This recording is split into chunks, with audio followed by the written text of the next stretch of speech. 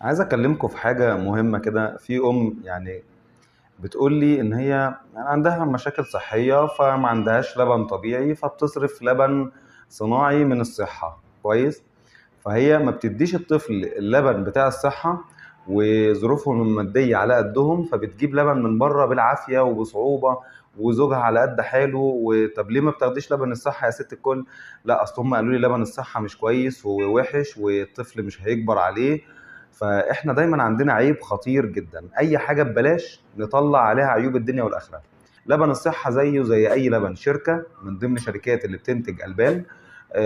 وزاره الصحه تعاقدت معاها وجابت النوع ده حطته هنا. ممكن السنه الجايه نلاقي وزاره الصحه تعاقدت مع نوع تاني خالص من اللي احنا بنشتريه بفلوس من بره غالي. وعلى فكره لبن الصحه بيتباع برضو عادي غالي يعني. فاقصد ايه؟ ده لبن زي اي لبن. فبطلوا تطلعوا اشاعات وتخلوا الناس الغلابه تبقى متضايقه من الحاجه اللي عندهم. يعني هم شايفين ان اللبن بتاع صحه مش كويس من كتر الاشاعات اللي بتقولوها. دايما الحاجات الكويسه تطلعوا عليها اشاعات. جلسات البخار يقولوا لا وحشه والطفل بيتعود عليها. كلام جهل ملوش اي اساس من الصحه. جلسات البخار من امن الحاجات اللي بتعالج الطفل. غسيل الانف جميل جدا. دايما يخوفوا الناس. طب يعني الحاجات الوحشه بقى بتحبوها. يعني تلاقي واحده ماسكه دواء فينادون فاكره دواء كحه هو كورتيزون.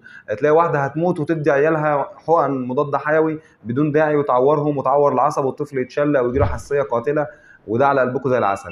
يا جماعه بطلوا فتي. يا جماعه بطلوا تسمعوا الفتي اللي انتوا بتنشروه لبعض. لبن الصحه كويس جدا. لو انت يعني الدكتور قال لك محتاج لبن صناعي ادي. طبعا ده مش معناه ان احنا ندي لبن صناعي من نفسنا، عشان في فئه كتيره دلوقتي بقت تدي لبن صناعي بدون داعي.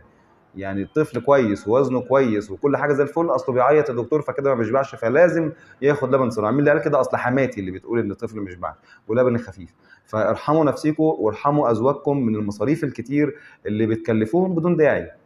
شكرا.